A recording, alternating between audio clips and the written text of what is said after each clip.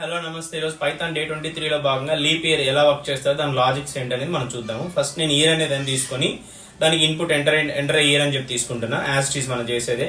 దీనికి ఏం చేస్తాను, నేను ఇఫ్ తీసుకొని ఇది లీప్ ఇయర్ అని చెప్పి దాని ఫంక్షన్ ఫాలో చేసి అది కానీ సాటిస్ఫై అయితే ఇది లీప్ ఇయర్ అని ప్రింట్ చేస్తున్నా. ఎల్స్ లో నేనేం తీసుకుంటున్నాను, it is not leap year అని తీసుకుంటున్నా.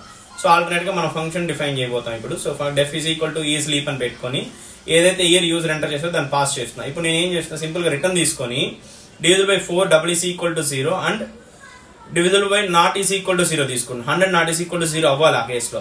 అది ప్లస్ ఆర్ divisible by 400 అనమాట. ఒక లీప్ ఇయర్ అనేది divisible by 400 అయితేనే అది లీప్ ఇయర్ వస్తుంది. సో ఇప్పుడు నేను ఎంటర్ చేసి మీకు అవుట్పుట్ చూపిస్తాను చూడండి. ఈ రెండు కేసెస్, ఒకటి ఆర్ కండిషన్ ఉంది కాబట్టి ఏదైనా సాటిస్ఫై అవ్వచ్చు అక్కడ.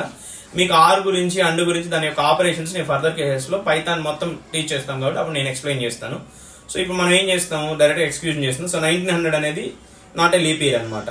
సో అది 2000 లీప్ ఇయర్ అనమాట. ఇప్పుడు మనం ఏం చేస్తున్నాం, కండిషన్కి వెళ్ళామనుకోండి, ఇక్కడ divisible by 4 is equal to 0 అవ్వాలి, not divisible by 100 is equal to 0 అవ్వాలి. ఈ రెండు కేసెస్ లో ఏదో ఒకటి సాటిస్ఫై అవ్వాలి. అక్కడ అండ్ ఆపరేషన్ ఉంది కాబట్టి ఏదో 400 దానే డివిజల్ అవ్వాలి.